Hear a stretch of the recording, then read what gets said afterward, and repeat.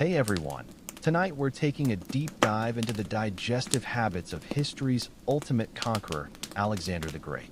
The man who built an empire stretching across continents before hitting 33, tamed wild stallions as a teenager, casually founded cities like he was playing Civilization IRL, yet still faced the universal human dilemma every morning.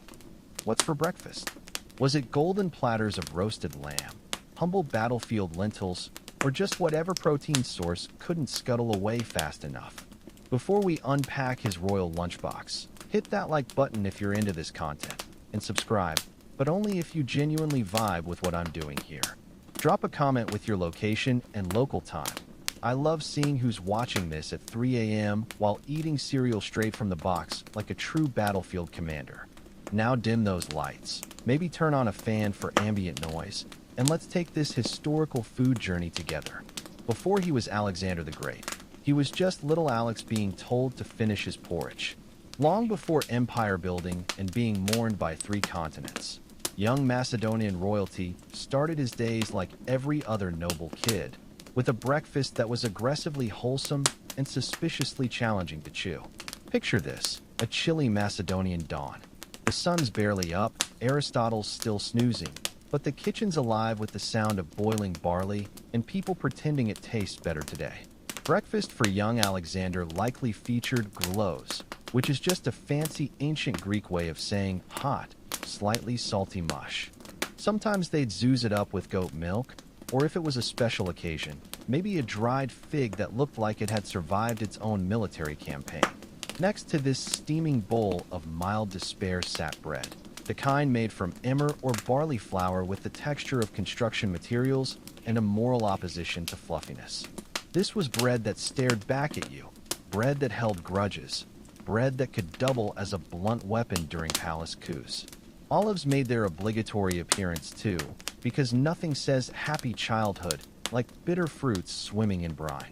And if you were truly privileged, read, born royal with at least one living parent, you might score some aged goat cheese, the kind so pungent it could clear sinuses from across the throne room.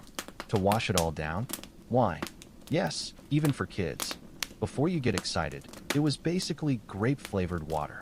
Macedonians believed drinking full-strength wine was for barbarians and poets with poor life choices.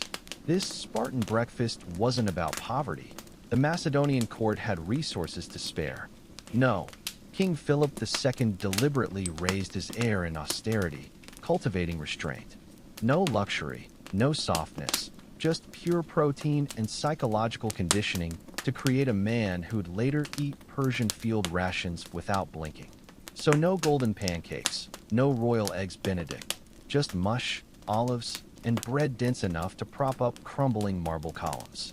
Breakfast, the day's first conquest. Imagine sitting down for lunch with Aristotle as your dining companion, philosopher, scientist, and full-time buzzkill when it came to culinary indulgence. You just want to enjoy your barley bread and maybe a sad fig, while he's delivering TED Talks on moderation between bites of lentil stew. Teenage Alexander wasn't just learning swordplay. His education included ethics, logic, rhetoric, and probably which foods made you too sluggish to conquer continents. Aristotle, being Plato's disciple and a balanced fanatic, took personal responsibility for ensuring Alexander's mind and body received equally rigorous training, though not equally thrilled. Meals became character-building exercises. Reach for seconds, and you'd get the philosopher's raised eyebrow and a casual remark about how gluttony dulls the soul. Fun times. This wasn't just food shaming. Aristotle genuinely believed nutrition shaped leaders. Too little made you weak. Too much made you decadent. The sweet spot. That's where empires and six-pack abs were forged. Through these lessons, Alexander learned to distinguish between food as fuel and food as vanity. Simple legumes like lentils were soul food, impressive considering they taste like disappointment without heavy seasoning, while anything too sweet or luxurious was viewed with suspicion, as if it might corrupt your morals and have you lounging in silk robes by sunset. The irony? While other kids learned the alphabet by scratching letters into wax tablets, Alexander was probably being quizzed on Hippocrates' wine theories and whether figs stimulated impure thoughts. This culinary philosophy stuck with him even when Persian chefs were throwing their most decadent dishes at him. Fragrant rice pilafs, pomegranate glazed lamb. Alexander often kept it simple: bread, meat, water, maybe some olives if he was feeling wild. So no, lunch with Aristotle wasn't exactly fun, but it was formative. The future conqueror didn't just learn how to take cities. He learned how to say no to second helpings. And in ancient Macedon, that was true leadership. If you've ever packed a lunch with love, hope, and exactly one slice of stale bread, congratulations, you might qualify as a Macedonian field chef. The average midday meal in ancient Macedon wasn't about flavor. It was about not passing out while shouting military commands. Alexander's campaign lunches were exercises in austerity. A rugged chunk of barley or emmer bread with the consistency of roofing tiles, the kind of bread you had to earn the right to chew, preferably with a dagger and divine intervention. This crunchy cornerstone came with local delicacies: travel-resistant goat cheese that smelled confrontational, and onions, practically their own food group in Macedon. Onions were believed to boost strength and endurance, and apparently diplomatic isolation through bad breath. Depending on season and whether supply caravans hadn't been eaten by wolves, you might get some figs or dates, the ancient world's version of dessert with a texture between leather and regret. For protein, salted or dried meat, goat, beef, or whatever they looted from fancier places, the kind that dared you to choke on it and fail. For hydration, if lucky, diluted wine. If not, lukewarm water from a leather canteen that had been marinating in sweat and saddle funk all day. Refreshing. Notably, Alexander ate the same rations as his soldiers. No special spice shipments, no hand-peeled grapes. He sat in the dirt, tore into rock-hard bread, and chewed like a man trying to motivate an empire with jaw strength alone. The Macedonian lunchbox wasn't some cute bento set. It was a burlap sack of calories that hated you just enough to keep you marching. Functional, brutal, just like the man himself. Dinner with Dad is always awkward, but imagine your father being King Philip II of Macedon, a man who juggled warfare, diplomacy, and 7 wives like it was an extreme sport. Welcome to family dinner in the royal household, where the food was warm and conversations could end in exile. Philip's dinners were lavish by Macedonian standards, though still tame compared to Roman excess. Thick roasted meats, lentil-heavy stews, boiled grains, and wine that had seen things. The king was famously fond of drinking. Ancient historians politely call him heavy drinking, which is scholar speak for "your dad's drunk again." Alexander, contrastingly, often abstained, not because he disliked wine, but because Philip mixed politics with Pinot, and young Alexander was already playing 4D chess with his father. Nothing kills an appetite like watching Dad negotiate military alliances between bites of charred lamb. The dinner conversations? Intense. Military advisors debating borders, poets reciting verses between stew gulps, philosophers trading ancient Greek insults, all while Alexander quietly ate his cheese and plotted how to outconquer his father, which he absolutely did. Sometimes Philip would bring exotic dishes from across the Greek world: spiced fish, honeyed pastries, strange herbs that made your tongue tingle. Alexander tried them. He made polite comments, but he always circled back to the basics: bread, meat, wine, solid, predictable, useful for empire building. The emotional side of these dinners. Now let's talk about Alexander on the road. Not just any road, but those stretching through scorching deserts, snow-choked mountain passes, and occasionally over the smoldering ruins of enemy cities. What's on the menu for this scenic tour? A hearty serving of desperation with a side of tactical nutrition. Field rations in Alexander's army weren't designed for flavor. They were engineered for survival, mobility, and ideally not killing you mid-march. Picture a linen pouch containing barley bread that could double as building material, onions that made you cry before you even peeled them, and jerky so tough it qualified as ancient dental torture devices.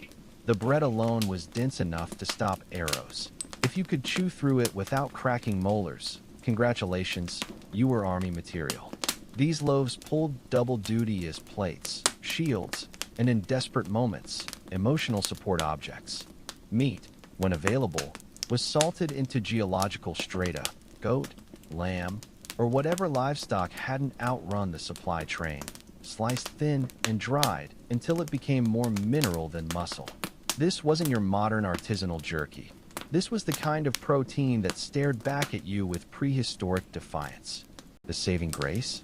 If you soaked it in wine or water for 3 business days, it might become merely unpleasant rather than hazardous. Onions and garlic were constant companions, not because they were delicious, but because they were cheap, stank to high heaven, and were believed to boost stamina. Nothing says battle ready like breath that could clear a phalanx formation. For hydration, there was wine so diluted it was basically purple water, enough to kill pathogens but not enough to impair combat effectiveness. Straight water was rarely safe, especially when you were 700 miles into Persia drinking from streams that might be cursed by angry priests. There were exceptions. After major victories, Alexander permitted feasts, whole roasted animals, flatbreads with actual herbs, wine that didn't taste like fermented sandals. But these were rare celebrations followed inevitably by another brutal march. Luxury was never the goal, just temporary reward before returning to reality. So yes, field rations weren't winning any culinary awards, but they kept soldiers alive, alert, and just angry enough to take on the next empire. And Alexander? He ate the same provisions, not because he had to, but because he believed no commander deserved better fare than his men. Picture this. You've been marching for days under blistering sun. Your sandals have disintegrated into leather regrets. Your throat feels personally insulted by the sun god Helios.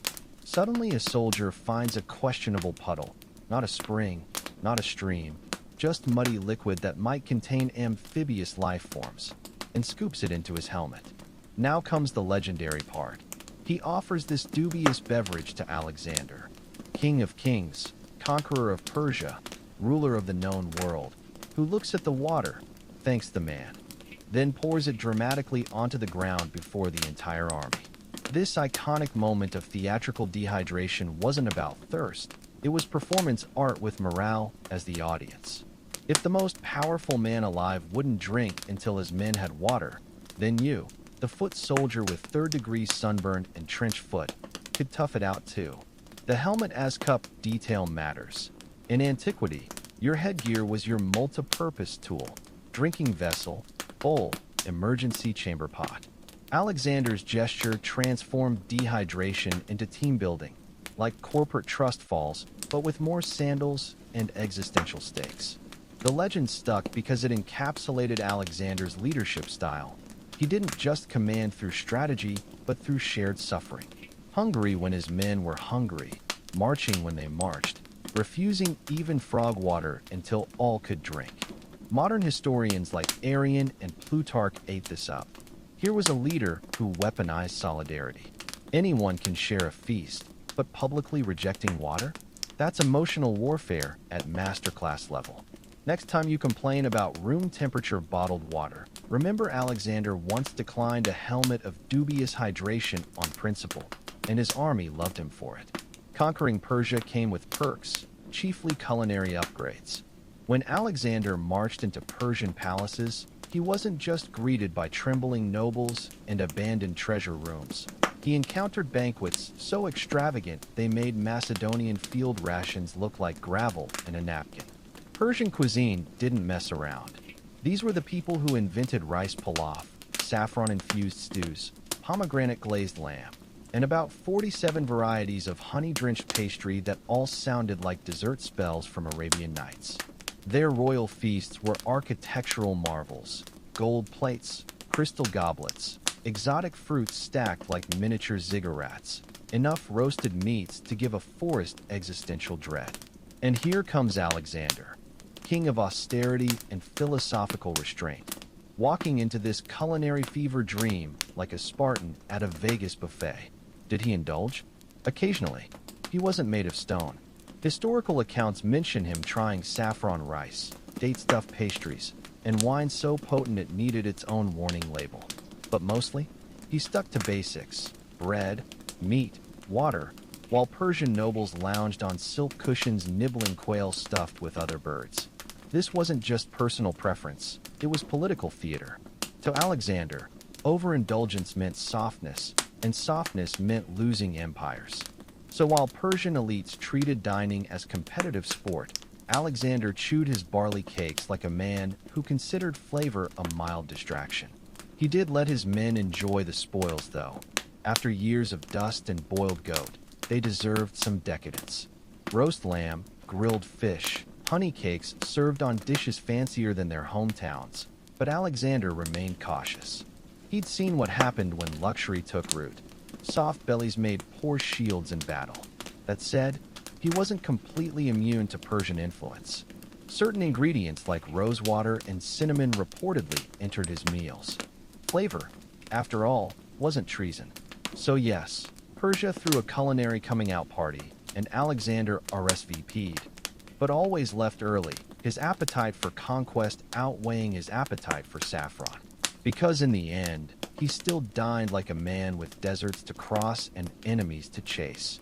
His distrust of glittering plates as fierce as his distrust of unmapped borders. Alexander never technically dined with Darius III, but he definitely ate because of him. After chasing the Persian king across Asia like history's most determined food delivery driver, Alexander inherited more than a throne. He got the whole royal kitchen set up.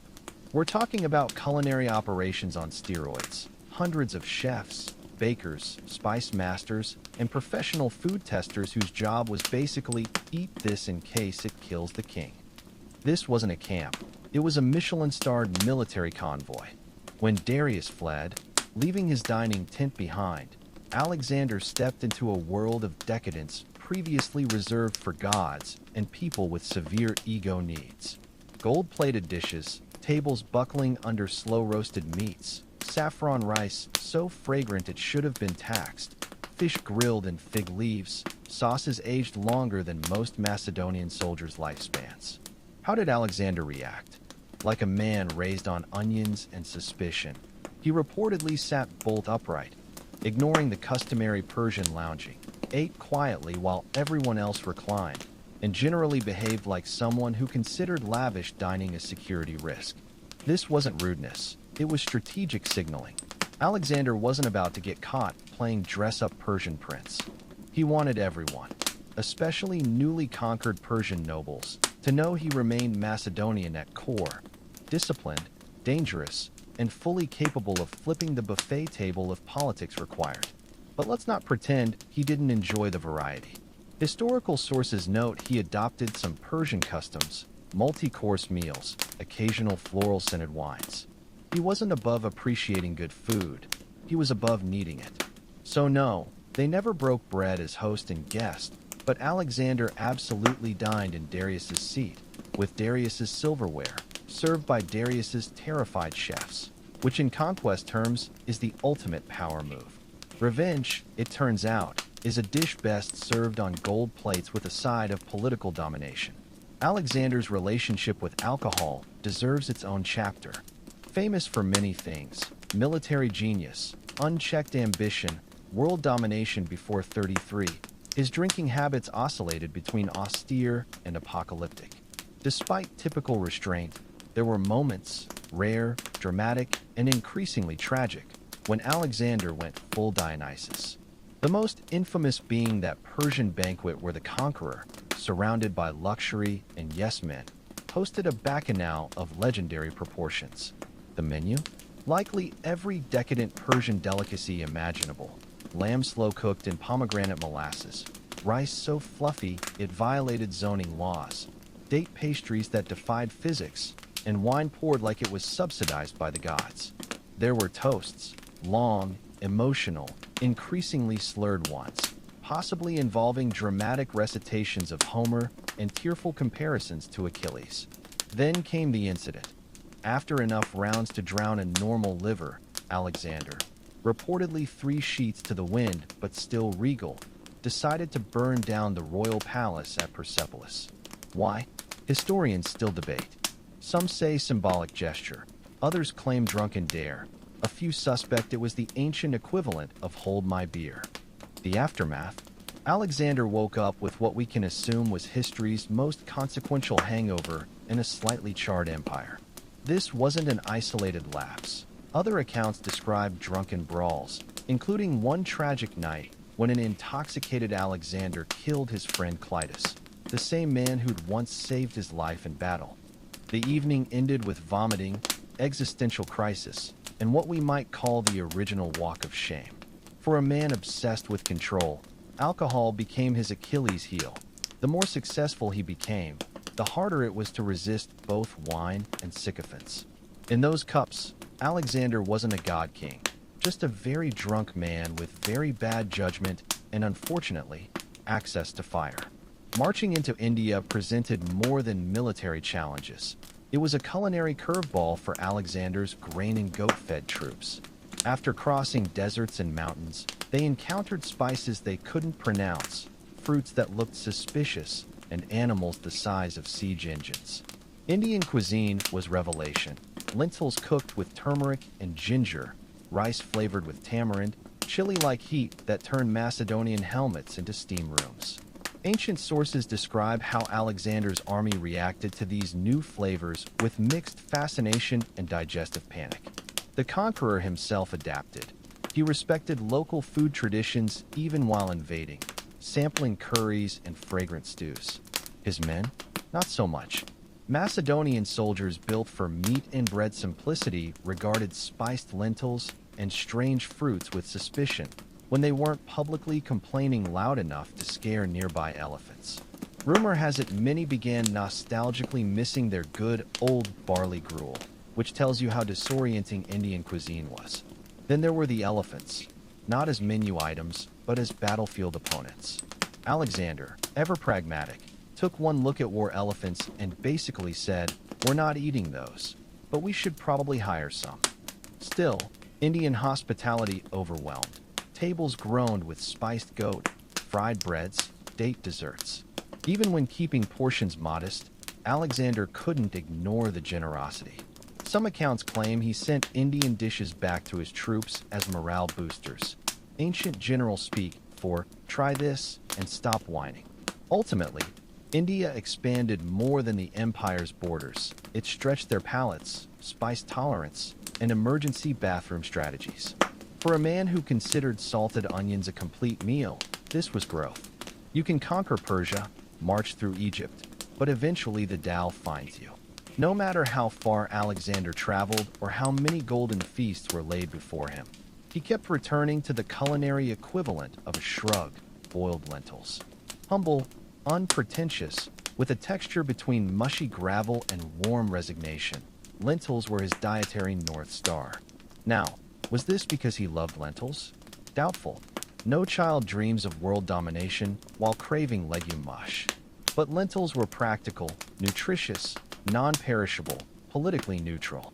They didn't scream luxury, stir envy, or cause diplomatic incidents. They just were, like sandals or that one reliable but boring advisor. In a world of exotic foods and dangerous banquets, lentils were safe. No suspicious origins, no translation needed, no risk of inspiring palace arson. Looking at you, why? For a ruler who slept with a dagger under his pillow, this was ideal cuisine. Historically, lentils had long been Greek and Macedonian staples. High protein, easy storage, cookable with just fire and low expectations. Add some vinegar or garlic, if feeling fancy, and voila, ancient, I'm too tired to cook meal. Sources suggest even in Babylon, surrounded by every spice and delicacy imaginable, Alexander still requested simple meals featuring, you guessed it, lentils. It wasn't punishment, it was philosophy, a nod to discipline, maybe a subtle flex. I could eat gold leaf quail, but I choose mushy beans. They also likely reminded him of home, training in Macedonian hills, dinners with Aristotle where meals came with moral lessons, military camps where the only constant was chewing something tragic. So yes, the lentil returned, not with fanfare but with a quiet plop into a wooden bowl. And Alexander, emperor of half the known world, would pick up his spoon and eat. Because even greatness needs fiber. Beneath Italy's alpine foothills near Turin lies a secret defying belief, not marked on maps or advertised to tourists. No Roman ruins or medieval cathedrals here. Instead, concealed under the village of Vidraco is an immense hand-carved underground complex, the temples of humankind. For nearly 20 years, no outsider knew they existed. This isn't some minor cave. 5 levels of chambers connected by passageways and spiral staircases, domes rivaling cathedrals, all covered in sacred art, mosaics, stained glass, cosmic symbols, and golden altars, every inch chiseled, painted, and installed by hand. It's as if someone recreated the Sistine Chapel underground, then added Egyptian hieroglyphs, Buddhist mandalas, Mayan glyphs, and galactic maps for good measure. Who built this? Not the Vatican or some ancient order, but a spiritual collective calling themselves Damanhur, named after Egypt's mythical city of Horus. Founded in 1975, they envisioned a society based on harmony, self-sufficiency, and spiritual evolution. The temples were their physical manifesto, sacred space meant to realign human consciousness with the universe. Construction began secretly in 1978 under Oberto Eiraudi, a former insurance broker turned mystic visionary. No permits, no blueprints, just hand tools. They burrowed into the mountain beneath a private home, worked nights, used removed soil to landscape hills, told no one. A spiritual resistance building what they believed couldn't be built publicly. And they succeeded for 17 years, until a disgruntled ex-member tipped authorities in the 1990s. Police expecting a bunker instead found one of modern Europe's most astonishing underground structures. News spread fast. Public reaction, mixed fascination, and bureaucratic panic. The government initially threatened to seal the complex permanently, no permits, but something unexpected happened. Photos of the chambers captivated people worldwide. Damanhur opened its doors, inviting officials, journalists, and skeptics inside. What they found wasn't cult lair, but monumental artistry. Mirrors, gold, stained glass, symbols from every spiritual tradition. Facing demolition threats, Damanhur chose transparency, a risk that paid off. Engineers reviewed structural integrity. Historians cataloged symbolism. Artists stood awestruck. By mid-1990s, the temples transformed from forbidden secret to cultural phenomenon. Guided tours, spiritual retreats, documentaries. What was once hidden now welcomed the world. Ironically, the secrecy became their best marketing. People came not just for art, but to stand inside a miracle that wasn't supposed to exist. The mountain had kept its secret. Now it whispered to everyone. To casual observers, the temples might seem like eccentric art projects, all colors and cosmic flair. But to Damanhurians, every inch has purpose. This isn't just sacred space. It's a consciousness machine, metaphysical tool designed to amplify spiritual energy, awaken human potential, and realign humanity with the cosmos. Central to their philosophy is belief that Earth is crisscrossed by synchronic lines, energy currents similar to ley lines. The temples were built where these lines intersect, making them energetic power stations. Each chamber reflects different spiritual concepts. The Hall of Water for past lives and emotional healing. The Hall of Spheres as the complex's energetic nucleus for communicating with higher intelligences, not metaphorically. They genuinely believe this. It's not just symbolic. Walls have copper coils, quartz crystals positioned for resonance, every material chosen for vibrational properties. Visitors often report strange experiences, energy waves, unexplained tones, altered states. Whether placebo or not, the temples seem to have an effect. Even skeptical scientists noted unusual electromagnetic activity in some chambers. To Damanhurians, science merely confirms what they know. This is a living temple interacting with intention and thought, a bridge between Earth and stars, between what we are and could become. In their eyes, the temples aren't relics but prototypes for humanity's future. Above ground, Damanhur functions as an intentional micronation with its own constitution, currency, the credito, schools, and even calendar. Year 1 being 1975. We're in their 50s now. The community organizes into eco-villages by purpose: farming, arts, research, healing, or temple work. Daily life blends mystical and mundane. Organic farming, group meditations, weekly social alchemy, sessions aligning personal growth with collective evolution. At its peak, Damanhur had over 1,000 members from 30-plus countries. Newcomers undergo initiation, live communally, contribute skills, sculptors to software developers, all pitching in. Education emphasizes sacred geometry and energy awareness alongside standard subjects. There, Damanhur University offers esoteric sciences and alternative healing. At its heart is the idea that divinity exists in all things and humanity's purpose is awakening as cosmic co-creators. To outsiders, it may seem like Hogwarts meets Eco-Village, but there's no single deity or dogma. Leadership rotates democratically. Members may leave freely. Critics exist. Some ex-members cite ideological rigidity or burnout, but even critics admit it's unlike anything else on Earth. Damanhur isn't just commune or retreat. It's an ongoing social experiment where people try living a myth, not just reading one. To walk through the temples is to enter a universe of symbols, every surface layered with mythological, mathematical, and cosmological meaning.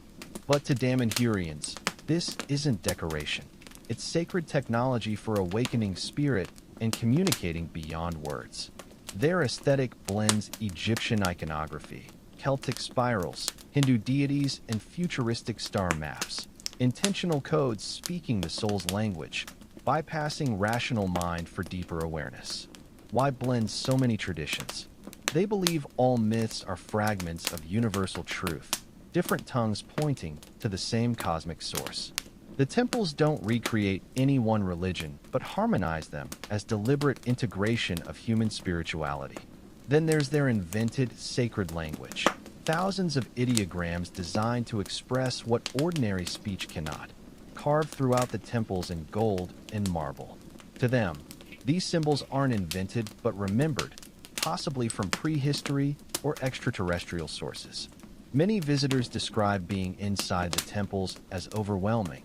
Some cry, others feel eerie familiarity, like recalling something forgotten. That's precisely the point. The temples aren't meant to explain but evoke, because in Damanhur, truth isn't taught but awakened through symbols and silence between words. When you imagine royal snacks, you probably picture grapes peeled by trembling servants or delicate pastries served by harpists playing something emotionally complex. But for Alexander the Great, snacking was a far more utilitarian affair, something done while riding horseback, overseeing sieges, or casually redrawing world maps. Convenience was king, and snackability was measured not by flavor, but by survival odds after being dropped in dirt, stepped on by a horse, and forgotten for 3 campaigns. The ancient world's version of energy bars included dried figs that stuck to everything but packed sugar rushes, olives that permanently stained tunics at inconvenient diplomatic moments, roasted chickpeas, the popcorn of antiquity, crunchy, plentiful, tragically unbuttered, and nuts that provided protein and something to chew while debating whether to cross another mountain range. Alexander's generals likely carried similar fare in small leather pouches. No Tupperware, no Ziplocs, just dust-coated finger food exchanged between battles. And let's not forget the ever-present road dust. Not an intentional ingredient, but an unavoidable seasoning. Everything carried that gritty texture, the bread, the meat, even the figs. There's a reason ancient armies were lean. They were essentially eating geological samples. Some accounts suggest Alexander, despite access to finer options, often ate like his soldiers. No fancy fruit platters, just goat cheese gnawed on a rock. This wasn't just practicality. It was ancient military leadership 101. Royal snacks weren't decadent. They were durable, functional, and flavored mostly by determination. Every empire has its moments of culinary excess, and Alexander's was no exception. While daily meals stayed practical, victory banquets could get weird. Not past the salt weird, More. Is that a fire-breathing acrobat? Weird. These feasts were equal parts diplomatic theater and calorie binge. Persian nobles trying not to cry into their golden napkins, Macedonian soldiers wondering if honey-glazed peacock was a joke, and Alexander presiding over it all, trying to prevent the evening from devolving into interpretive wine-fueled warfare. The menus featured whole animals too large for any normal table, pomegranate-drenched rice pyramids, pastry swans that might actually fly if you drank enough, and wine poured by attendants wearing more jewelry than clothing.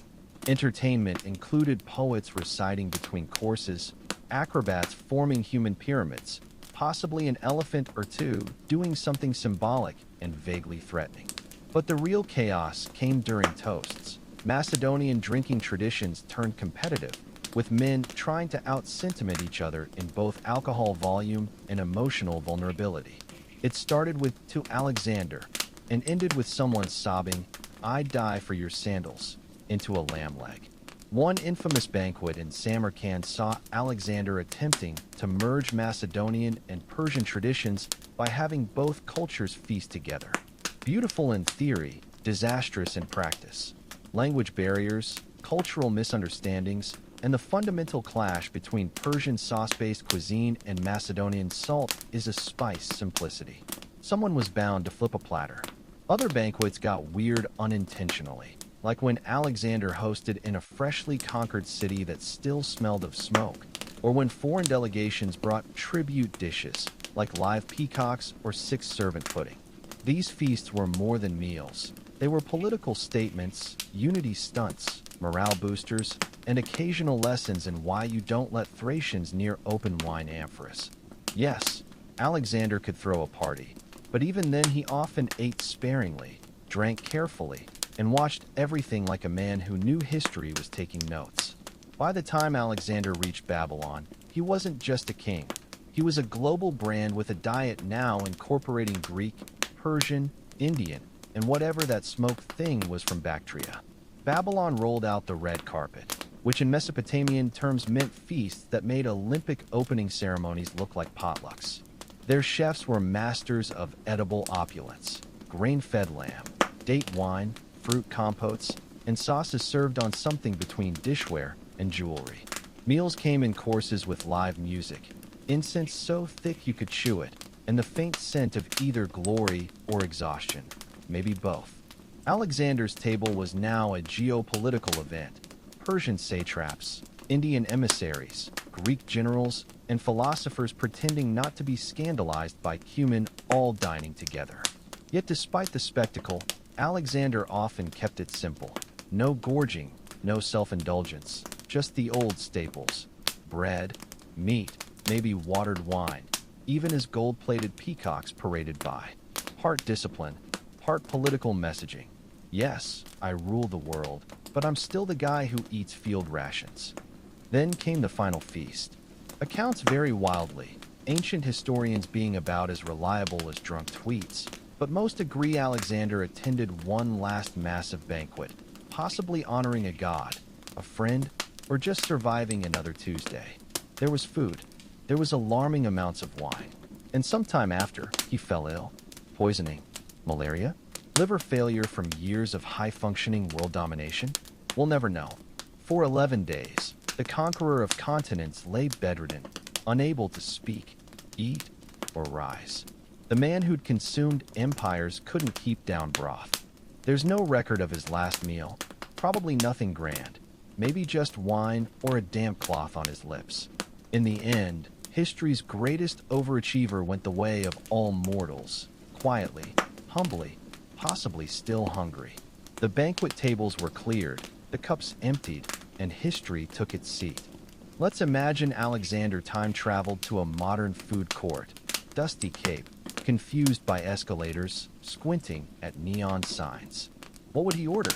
Let's be clear, this wasn't a man for fussy menus or build-your-own bowls.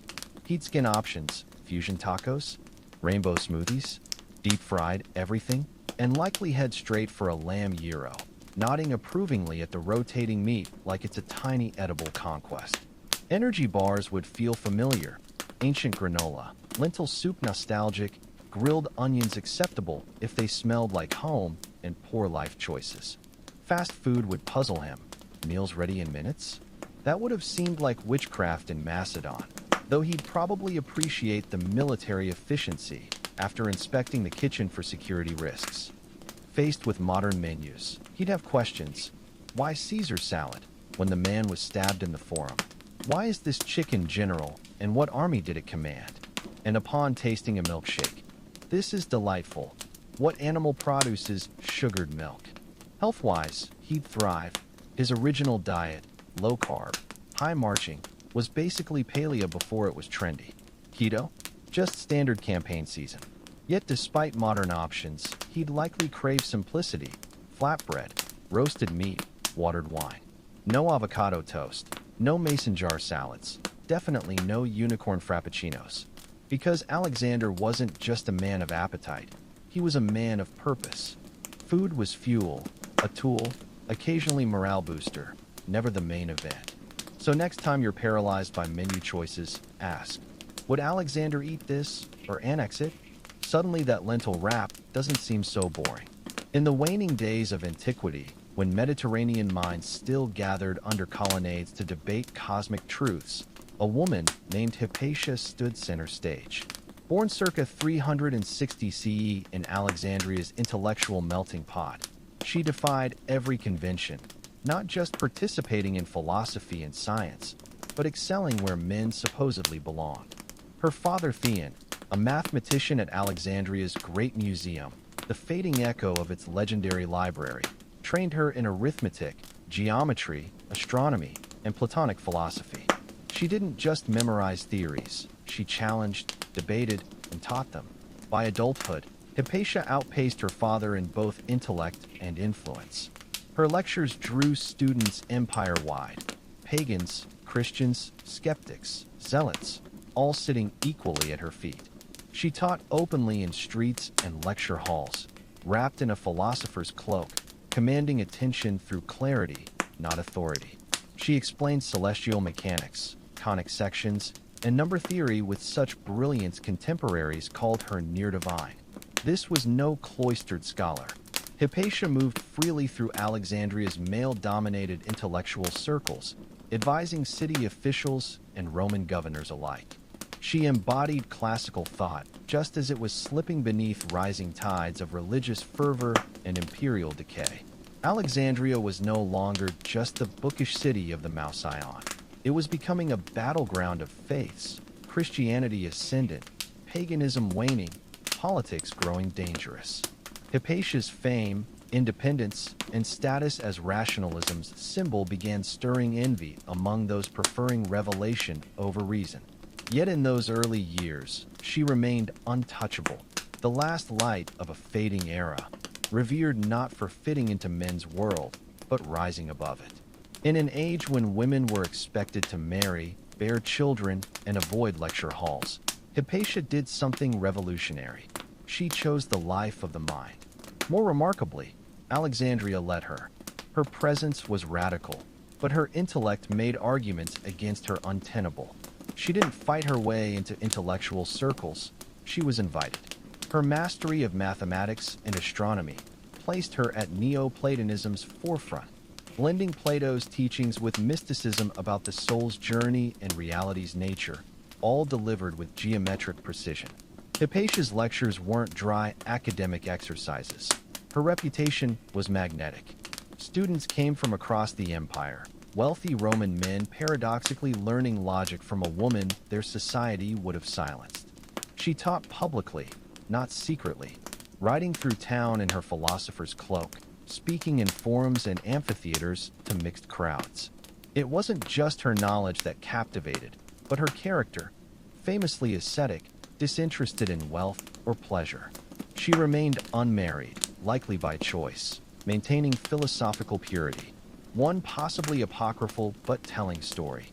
When a student professed love, she reportedly shut him down by flinging a menstrual rag at him, declaring, "This is what you love, young man, not beauty." Yet despite this stoicism, she wasn't cold. Students adored her as both teacher and moral guide. Some became bishops, governors, judges. One devoted student, Synesius of Cyrene, became a Christian bishop, yet wrote her letters resembling fan mail mixed with philosophical therapy. She wasn't just a scholar. She was Alexandria's living soul, scientific, philosophical, tolerant, and dangerously brilliant in a world growing less tolerant daily. By the time Hypatia reached her intellectual prime, Alexandria's legendary library was already a ghost of its former glory. The original had been destroyed in waves of war and political chaos, leaving only scattered fragments, annexes, private collections, and a few scholars clinging to the dream of universal knowledge. Among them, none shone brighter than Hypatia. Though not officially the librarian of what remained, many considered her the heir to that legacy. She edited and preserved crucial mathematical texts, particularly works by Diophantus and Apollonius. Some scholars believe she contributed to designing the astrolabe and hydrometer, tools essential for astronomy and measurement. This wasn't just theory. She helped build the instruments that observed stars. Then there was her commentary on Ptolemy's Almagest, that Bible of ancient astronomy filled with complex models of planetary motion. Most couldn't pronounce it, let alone improve it, but Hypatia's revisions made the text more accessible, ensuring its survival through the ages. Ironically, her edits became standard in Arabic translations centuries later, long after Rome forgot her name. But Hypatia wasn't hoarding knowledge. She believed in sharing it relentlessly. Her classroom was wherever she stood, whether diagramming parabolas or deconstructing Plato's forms. She never separated science from philosophy. To her, they were one interconnected system of mind and cosmos. This belief made her revered but also vulnerable, because Alexandria was changing. Christian bishops were gaining power, temples were becoming churches, and suspicion of pagan knowledge grew.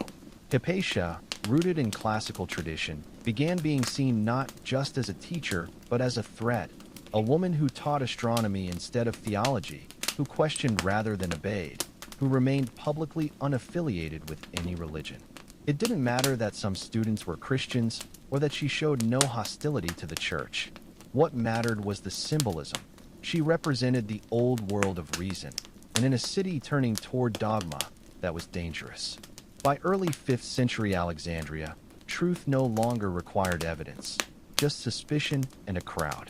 Once celebrated empire-wide as philosophy's brightest light, Hypatia was being recast through whispers as a sorceress who kept politicians under spells, plotting against the church. None of it was true, but facts were becoming unfashionable. Much propaganda played on her visibility. A public woman riding chariots, teaching openly, consulting officials. That confidence in a female figure offended the rigid worldview taking root.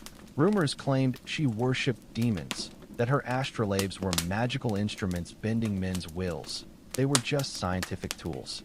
One story accused her of preventing reconciliation between the Roman prefect Orestes and Bishop Cyril. The logic being, Hypatia advised Orestes. Orestes opposed Cyril. Therefore, Hypatia caused the conflict. A tidy, lethal falsehood. The streets buzzed with unrest. It was no longer if something would happen to Hypatia, but when and how violently. The Parabolani, once caretakers of the poor, had become zealots itching for action. The Christian majority, primed to see Hypatia as a pagan witch, needed only the faintest nod to act. That nod never came publicly from Cyril. He was too careful for that. But his refusal to condemn rumors, to quell hysteria, to defend a woman he knew was innocent, spoke volumes. Silence, after all, is its own message. And so the trap closed around Hypatia, not with chains but whispers, not with laws but pointed fingers. It happened spring of 415 CE. Hypatia, now mid-50s, still rode her chariot through Alexandria, still taught, still dared exist defiantly. She likely knew the danger. Glances had turned hostile, whispers sharper, the air thick with menace. But she carried on, a living rebuke to fanaticism. Then one day they came for her, not through legal process, but mob frenzy, led by Parabolani and allegedly stirred by a church reader named Peter. Dragged from her chariot, stripped naked, and hauled into a church, a sacred space turned butcher shop. What followed is hard to describe without flinching. Contemporary accounts, particularly historian Socrates Scholasticus, say the mob murdered her with roof tiles or oyster shells, flaying flesh from bones. Others say they tore her apart limb by limb.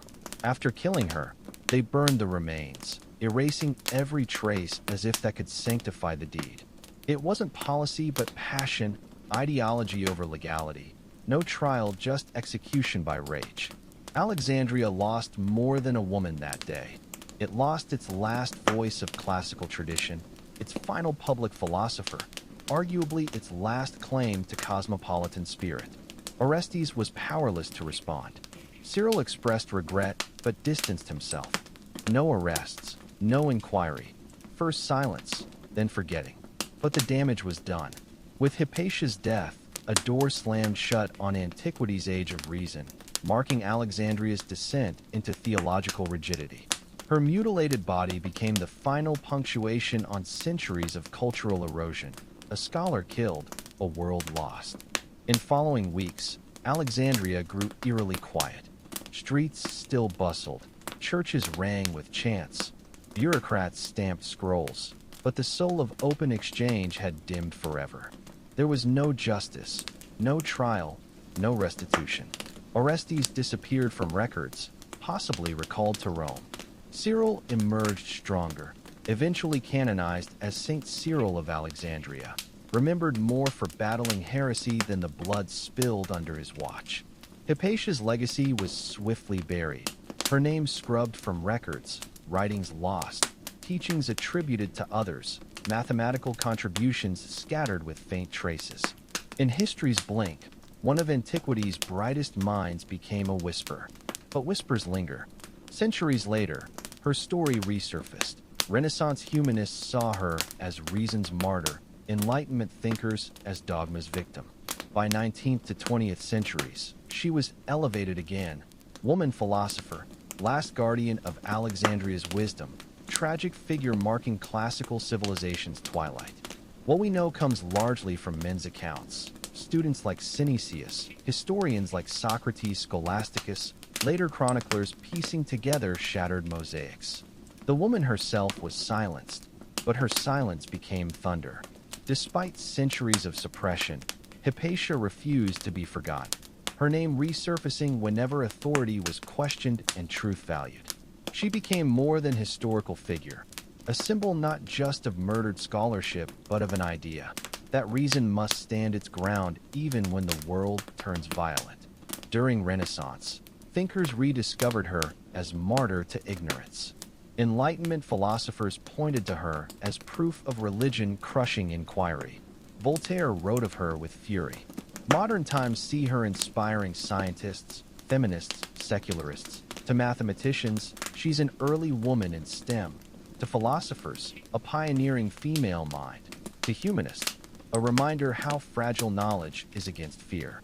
Though most written work vanished, scholars suspect her influence remains embedded in surviving Greek mathematical texts, her editions and commentaries likely becoming versions that filtered into Arabic and European scholarship.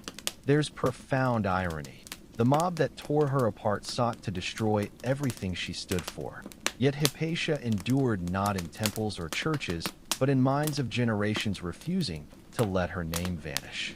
Today's statues bear her likeness. Schools carry her name. Thinkers invoke her memory when ignorance spreads. She stands not just as Alexandria's last light, but as a challenge to us all to speak clearly, think boldly, never cower before mobs. Because truth, like Hypatia, may bleed but doesn't break. The temples of humankind were never meant to be relics of the past. They were, and still are, blueprints for the future. Not just spiritual blueprints, but cultural ones, where architecture, consciousness, and community fuse into something entirely new. While the world above races forward with technology and division, the world beneath Vidraco continues to expand, slowly, intentionally, one brushstroke at a time. Even today, the temples are unfinished. Damanhur considers them a living organism, constantly evolving. New chambers are added, old ones renovated, murals touched up, symbols updated to reflect the shifting energy of the community. Unlike traditional sacred sites frozen in time, the temples of humankind breathe. They grow with the people who built them. In the years since their discovery, Damanhur has expanded its reach beyond the Italian Alps.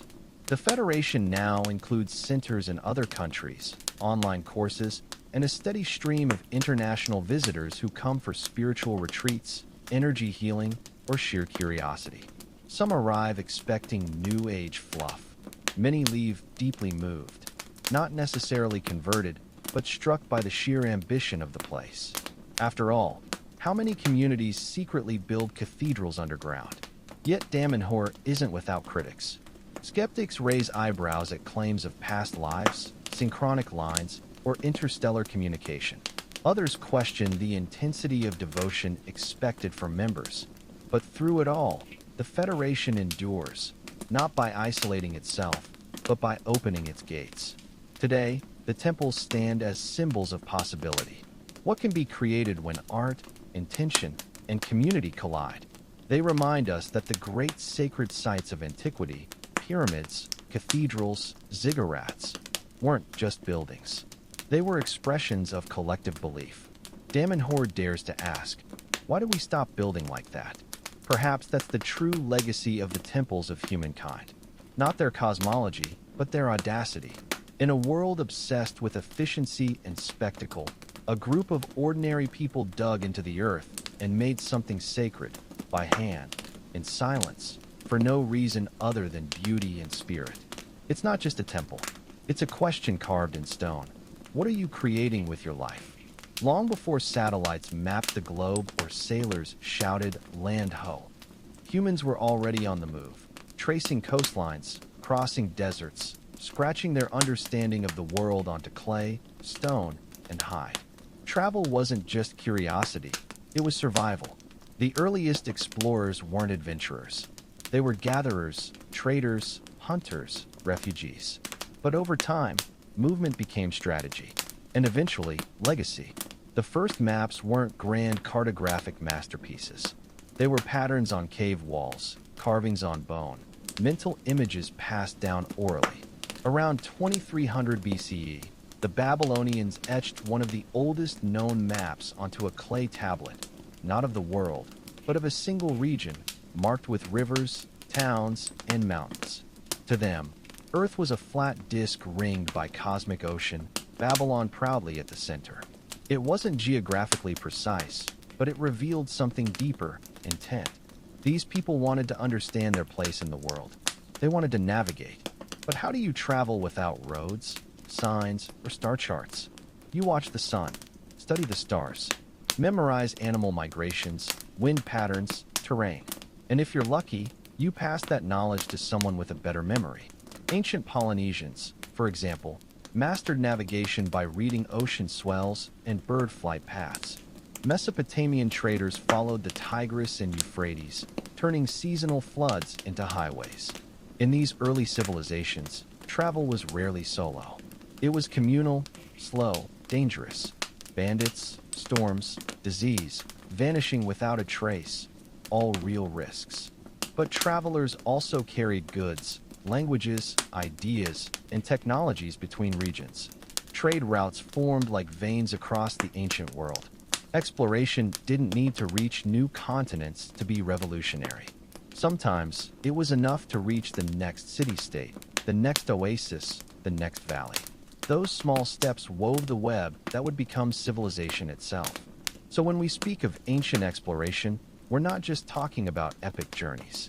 We're talking about a primal urge to know what lies beyond the horizon and to leave a mark on the unknown. The ancient Egyptians weren't known for wandering far, but when they did, they traveled with flair, ritual, and usually an armed escort. The Nile was their highway, and it wasn't just for scenic cruises. Pharaohs sent expeditions south to Nubia for gold, east into the Sinai for turquoise, and further to semi-mythical lands like Punt, a kingdom so rich the Egyptians called it God's land. Its exact location is still debated. Somalia? Eritrea? Yemen? No one's sure. One legendary voyage occurred under Queen Hatshepsut, 1478 BCE. She dispatched ships to Punt, then immortalized the journey on her mortuary temple walls at Deir el-Bahri.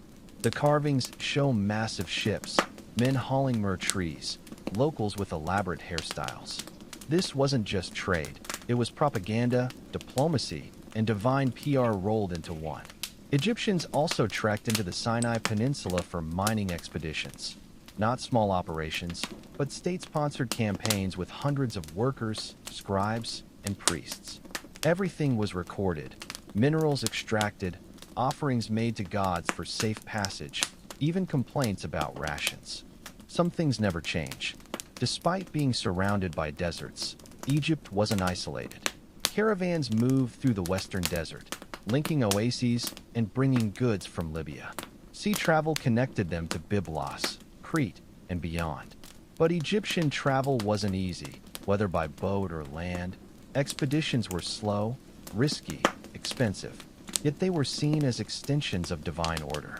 When the pharaoh moved, Egypt moved. Every journey reinforced their worldview. Egypt was the universe's center, and everything else existed to be known, conquered, or appeased. For them, exploration wasn't rebellion against the gods. It was service to them. If Egypt looked inward toward its river and gods, the Phoenicians were the ones staring seaward and building ships to chase the horizon. Emerging around 1500 BCE from coastal cities like Tyre, Sidon, and Byblos, modern Lebanon, they didn't conquer land. They conquered water. And in doing so, they became the ancient world's greatest navigators and traders. The Phoenicians weren't an empire in the traditional sense. No vast armies, no monumental ziggurats. Instead, they built something arguably more enduring, a network. Their trade routes stretched across the Mediterranean, from the Levant to North Africa, Cyprus, Sicily, Spain, and beyond, even past the Strait of Gibraltar into the Atlantic's edge. Along the way, they founded cities, the most famous being Carthage, which would later rival Rome itself. What made them successful? Boats. Sleek, fast, and durable, Phoenician ships were marvels of their day. They combined sails with oars, high hulls for open waters, and curved designs that sliced through waves. These weren't just transports. They were floating markets, loaded with cedar wood, glassware, textiles dyed in their famous purple, extracted from sea snails, worth its weight in silver. And something even more valuable, writing. Yes, the Phoenicians gave us one of humanity's most transformative tools, the alphabet. Their script, 22 characters, no hieroglyphic complexity, simplified writing, influencing Greek, Latin, and eventually our own ABCs. It spread not through conquest, but commerce. Carved into cargo, traded like technology. But Phoenician travel wasn't without peril. Pirates lurked in coves. Storms could splinter ships. Every new harbor brought risks, unfriendly locals, economic rivalry. Yet they persisted, not as conquerors but connectors. They brought tin from Britain, silver from Iberia, papyrus from Egypt, spices from Arabia. Some sources, like Herodotus, even claim Phoenician sailors circumnavigated Africa circa 600 BC, a bold claim. But if anyone could have done it, it was them. They didn't build monuments. They built routes, and in doing so, mapped the ancient world's heart through wind, wave, and trade. While Mediterranean sailors cut across waves, another journey unfolded eastward, slower, dustier, but just as transformative. In ancient China, travel meant caravans crossing deserts, winding through mountains, surviving some of Earth's harshest terrain. This was the dawn of the Silk Road, a sprawling network linking East Asia to the Middle East, Central Asia, and eventually Europe. Its origins trace to the Han Dynasty, 2nd century BCE, when Emperor Wu sent envoy Zhang Qian westward to forge alliances against nomadic Xiongnu invaders. Zhang failed politically, but in doing so, he stumbled upon civilizations beyond China's western frontier. He returned years later with tales of Persian goods, Central Asian horses, and exotic cultures. The emperor wasn't thrilled about the delay, but he was intrigued by the possibilities. Trade routes blossomed. Chinese merchants exported silk, lacquer, jade, and porcelain, luxuries so coveted they became status symbols from Rome to India. In return, caravans brought back horses, glassware, wool, and gold. But it wasn't just goods that traveled. Ideas moved too. Buddhism spread from India to China. Art styles merged. Technologies like paper, invented in China, eventually drifted west, revolutionizing communication. Yet Silk Road travel was brutal. Caravans crossed the Taklamakan Desert, nicknamed the place from which no one returns. Sandstorms buried travelers. Thieves haunted remote passes. The distance, thousands of miles from Chang'an, modern Xi'an, to Samarkand or Antioch, could take months, even years. Travelers relied on oasis towns like Dunhuang and Kashgar, green jewels in the desert's expanse. No single empire controlled the entire Silk Road. It thrived through a patchwork of kingdoms, tribes, and city-states, each taxing what passed through. And yet, despite the chaos, it worked, creating a web that reshaped the ancient world. The Silk Road wasn't one trail. It was a circulatory system, pumping goods, beliefs, and ambition across continents. While deserts and seas challenged travelers, the Persian Empire took a different approach. They built roads. Not just paths, but engineered highways. Long, durable, meticulously maintained. For the Achaemenid Persians, roads were the infrastructure of empire itself, stitching together conquered lands, languages, and cultures into one coherent system. At its heart was the Royal Road, 5th century BCE, stretching 1,500 miles from Susa, Persia, to Sardis, Anatolia. This wasn't just dirt track. It had relay stations with fresh horses, allowing royal couriers to cover the distance in 7 to 9 days, versus 3 months for normal travelers. Secure and efficient, it became the empire's information superhighway. But Persia's road system went further, linking cities like Ecbatana, Persepolis, and Babylon, stretching toward Egypt, India, and Central Asia. Way stations, caravanserais, offered rest and supplies, a model later adopted by Islamic and Silk Road traders. More than infrastructure, Persian roads symbolized imperial unity. Standardized coinage, weights, and official languages, Aramaic, made interaction easier. In a world where movement was usually slow and chaotic, Persia offered something revolutionary: order. They didn't just rule an empire, they engineered it. The Greeks weren't empire builders early on, but they were curious. From Herodotus to Pythias, Greek travelers roamed the ancient world seeking knowledge, trade, and sometimes just wonder. Exploration for them wasn't always about conquest. It was about asking questions, collecting stories, mapping the unknown. One standout was Pythias of Massalia, modern Marseille, who around 325 BC sailed beyond the known world, past Gibraltar, up the Atlantic coast, possibly reaching Iceland or Norway. He described phenomena like the midnight sun and frozen seas, which Mediterranean audiences dismissed as fantasy. But Pythias wasn't a fabulist. He was a scientist with a sailor's soul. Meanwhile, Greek merchants and philosophers traveled Egypt, Persia, and India. Alexander the Great's campaigns, 4th century BCE, exploded the Greek world open, creating the Hellenistic era, where Greek became a lingua franca from Athens to Bactria. Cities like Alexandria, Antioch, and Seleucia became crossroads of goods and ideas.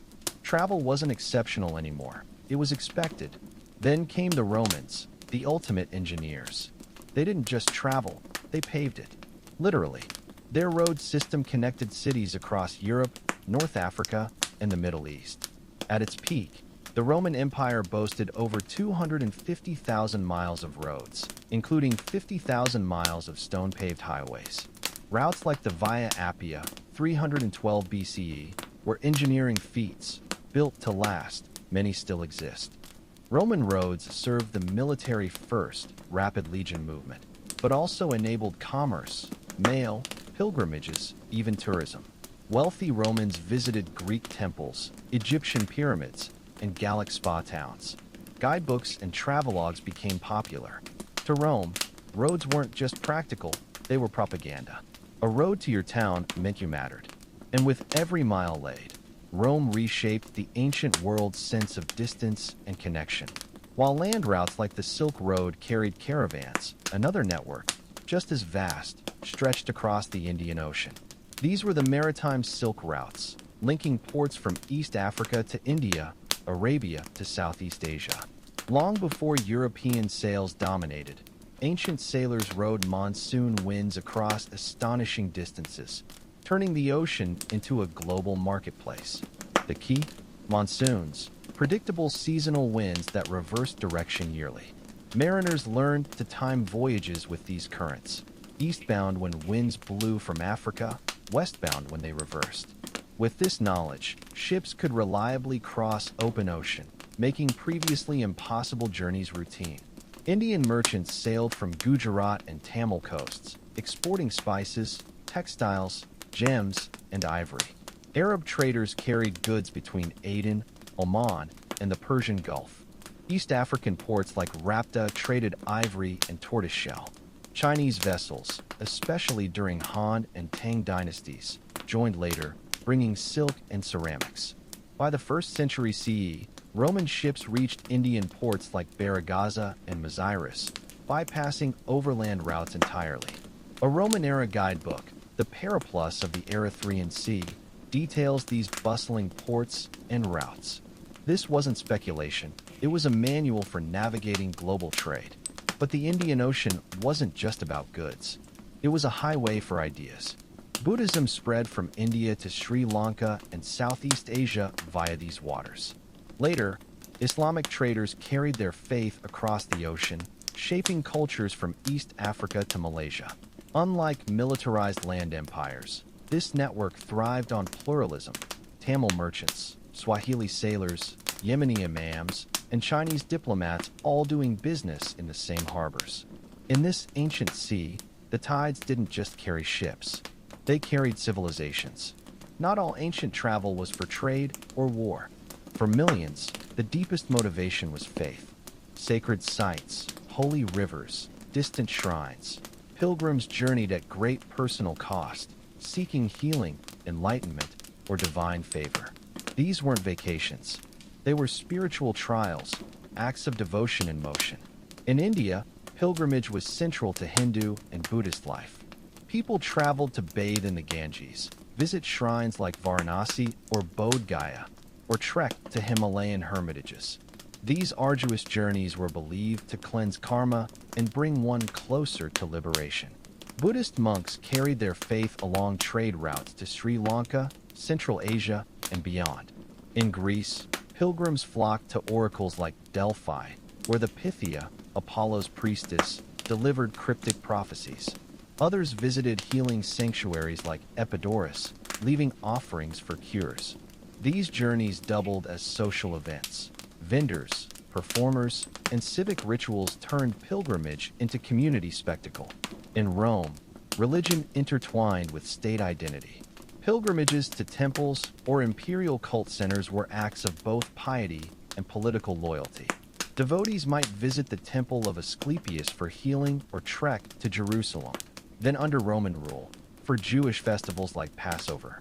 Zoroastrians journeyed to fire temples. Egyptians made Nile pilgrimages to Abydos, Osiris's legendary burial site.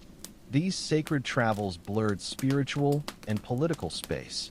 Roads were maintained for the faithful, shrines sprouted along trade routes, temples doubled as inns. Pilgrimage helped weave vast regions into shared belief systems and sacred geographies. Ultimately, these journeys transcended the physical. To travel in devotion was to symbolically shed ego, comfort, and attachment, and return transformed. The body moved across land, but the soul journeyed deeper. By the time antiquity faded into the medieval era, the foundations of global connection were laid, not just by emperors, but by countless travelers who dared the unknown. Merchants, pilgrims, explorers, and scholars wove a web of routes, overland and maritime, sacred and commercial, peaceful and perilous. What they left behind wasn't just footprints, but a legacy of exchange, goods, ideas, faiths, technologies that would shape civilizations for millennia. Travel changed everything. Writing systems, like the Phoenician alphabet, standardized communication across borders. Religions, Buddhism, Christianity, Islam, spread through wandering teachers. Indian spices flavored Roman feasts. Chinese silk clothed Parthian nobles. African gold reached Persian treasuries. Travel also reshaped how humans saw the world. Ancient geographers like Eratosthenes calculated Earth's circumference with shocking accuracy using sun angles and logic.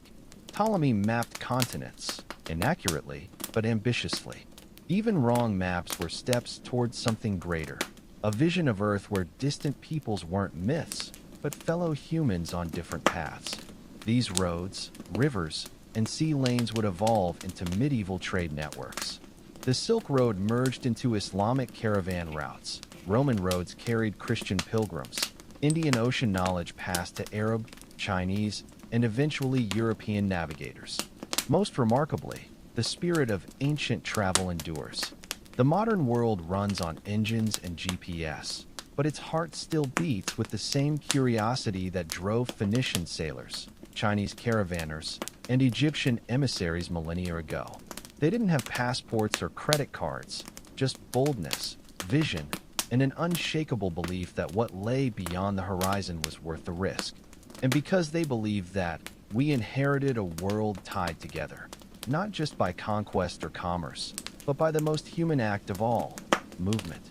The true architects of ancient globalization weren't emperors or philosophers, but the forgotten travelers whose names never made history books. These were the merchants who spent more nights under stars than roofs, the sailors who could read waves like poetry, the pilgrims whose knees wore grooves in temple steps. Their stories survive in fragments, a scrap of papyrus here, a graffiti scratch there, each one a window into the gritty reality of ancient travel. Take the Egyptian merchant Hor, whose 14th century BCE ledger was found in a Theban tomb. His meticulous records reveal the unglamorous side of international trade. 30 deben of copper traded at Ugarit, lost 5 to harbor thieves. Hired Nubian guards after last caravan was ambushed. Yet between complaints about bad roads and worse wine, he notes selling amber from the far north and lapis lazuli from Afghanistan. Proof that even small-time traders moved goods across continents. Or consider the Greek sailor who carved archaeas of Samos saw wonders here on a Nile temple around 600 BC. That single line speaks volumes, not just pride in his journey, but the human need to say, I existed, I witnessed. Centuries later at the Red Sea port of Berenice, archaeologists found a potsherd inscribed, Trypho the shipmaster, fastest run to India, 40 days. No grand monument, just a working man's boast scratched on broken crockery. Women travelers were rare but groundbreaking. A 4th century BCE tombstone in Alexandria commemorates Theophila of Miletus, who sailed beyond the pillars. No details survive, but the mere fact of a woman making such voyages shocked contemporaries. Even rarer are records like the Babylonian tablet listing Zakiti the tavern keeper, who financed caravan expeditions, proof that women participated in travel's commercial backbone. The professionals who made travel possible remain mostly nameless. Men like the Syrian guide, mentioned in a Roman diary who knew every watering hole from Palmyra to Petra, or the multilingual translators who mediated between cultures. Herodotus tells of a Carian soldier serving as Greek-Egyptian interpreter. These were the human infrastructure of ancient connectivity. Their hardships would terrify modern travelers. A Roman soldier's letter from Britain moans, "The rain never stops, the beer is sour, and the locals stink of rancid fat." Yet he requests those Egyptian salves for frostbite and describes sharing wine with Celtic chiefs, evidence that even in hardship, cultural exchange flourished. Pilgrims left particularly moving traces. At Egypt's Abydos temple, a scrap of linen bears the plea, "O Osiris, let Nefert's cough heal so we may return home." Nearby, a Greek pilgrim's 2nd century BCE inscription thanks Serapis for saving us from shipwreck off Crete. These intimate cries transcend time, the universal language of hope and gratitude. Enslaved people were unwilling travelers whose journeys reshaped cultures nonetheless. A Pompeian fresco shows a dark-skinned girl labeled Vespia from Meroe, likely a Nubian slave who brought African cooking techniques to Italy. The Roman cookbook Apicius even includes Ethiopian stew, made with spices only found via the slave trade. Soldiers formed another mobile class. The Vindolanda tablets from Roman Britain reveal legionnaires requesting socks, underwear, and that Gaulish ham from home. One recruit's letter complains, "The Britons are savages, but their blackberries are sweet." Another describes learning local healing charms, proof that even occupiers absorbed native knowledge. Medical knowledge traveled with armies. A surgeon's kit found near Hadrian's Wall contained Greek scalpels, Egyptian linen bandages, and Celtic pain relief herbs. Its owner? Probably a military doctor who'd collected techniques across the empire, an ancient example of cross-cultural professionalism. Eccentric adventurers pushed boundaries further. Men like Scylax, the 6th century BCE Greek who allegedly sailed the entire Indian coast. His account of fish oil men and talking birds was mocked, but his notes on monsoon winds proved invaluable.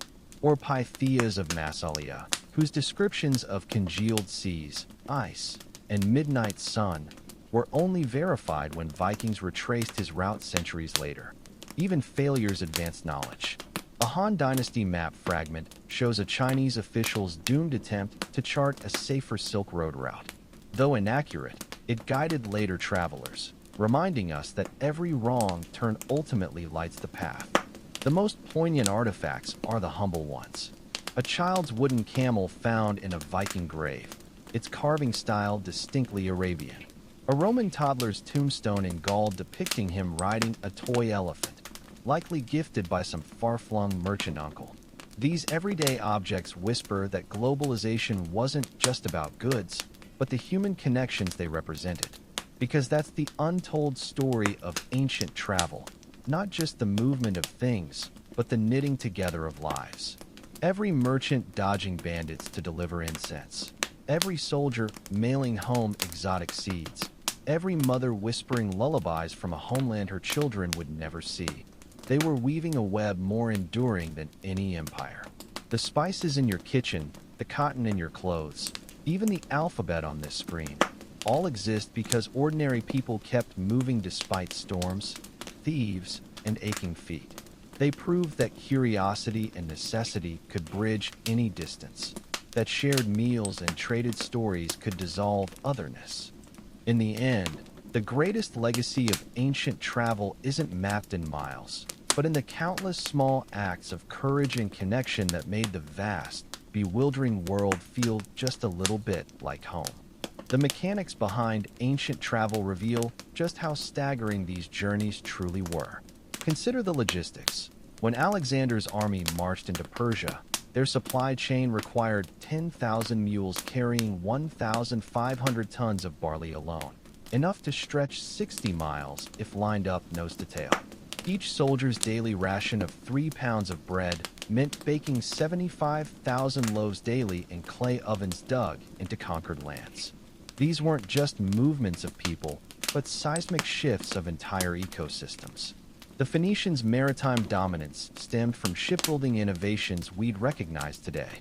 Their biremes, double-decked warships, used mortise and tenon joints waterproofed with pine tar, a technique so effective archaeologists find intact hulls 2,500 years later. A single Phoenician merchant ship could carry 450 amphorae, 30 tons, of olive oil, its cedar planks flexing like living things through Mediterranean storms. Modern engineers confirm their designs could withstand force 9 gales, testament to seafarers who viewed shipwrecks not as disasters, but occupational hazards.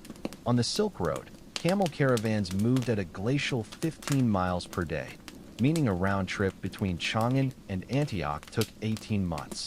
The math is sobering.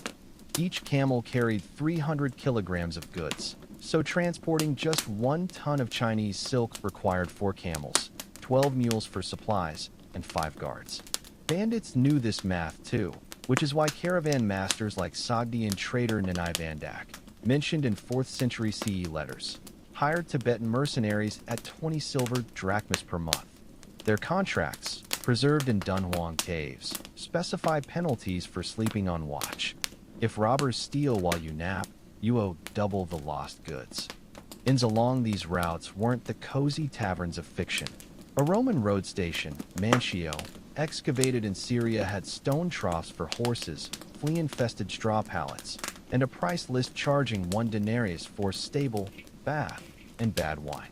The guest book, scratched into plaster, includes complaints like Marcus of Gaul says the bed's itch and try the lamb stew at the next stop. Yet these pit stops became cultural melting pots.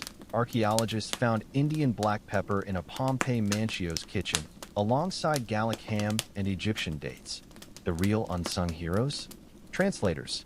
A 3rd century BCE papyrus from Memphis records a trial where Nubian, Greek, and Persian witnesses required 3 interpreters chained together. The chain wasn't metaphorical. Court artists depicted translators literally shackled wrist to wrist to prevent creative editing. This crude system birthed professional interpreters like the dragoman guilds of Palmyra, whose members could recite trade treaties in 7 languages for a 15% commission. Weather forecasting was life or death. Babylonian astronomers tracked Venus cycles to predict storms, while Polynesian navigators memorized 32 distinct ocean swell patterns. The Periplus of the Erythraean Sea, that 1st century CE sailor's guide, warns about the horse latitudes where Roman ships often stalled. When the sea grows thick with dying jellyfish, expect 40 days of calm. Modern meteorology confirms this bioluminescent plankton indeed precedes doldrums. Medical knowledge traveled with merchants. A Greek doctor's tomb near the Red Sea contained Sanskrit palm leaf manuscripts on setting bones, translated via a chain of Persian and Aramaic scribes. His kit included Indian turmeric for inflammation, Phoenician glass cupping vessels, and a Chinese bronze scalpel. This eclectic collection suggests he apprenticed in Alexandria, treated legionnaires in Germania, and retired treating camel traders. A true ancient Medicare without borders. The dark side of this connectivity? Disease. Skeletal evidence shows the Antonine Plague, 165 CE, traveled Roman roads at 15 miles per day, exactly the pace of mounted couriers. A mass grave in Lyon holds victims with distinct strains, one from China, another from Nubia. Like modern pandemics, ancient germs exploited the very networks that spread prosperity. Yet resilience emerged too. The Silk Road's quarantine inns near Dunhuang had separate kitchens for Westerners with rashes. Persian medical texts advised boiling suspicious fabrics in vinegar, a practice later adopted by Byzantine hospitals. Even the humble handkerchief originated as a physician's mask in plague-stricken Constantinople. The financial systems enabling travel were equally ingenious. The Persian chuk system let merchants deposit silver in Susa and withdraw equivalent value in India using notched sticks as receipts. Han Dynasty flying money vouchers worked similarly, a precursor to modern travelers' checks.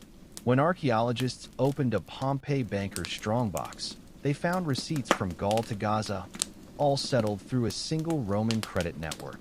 Religious institutions often functioned as ancient travel agencies.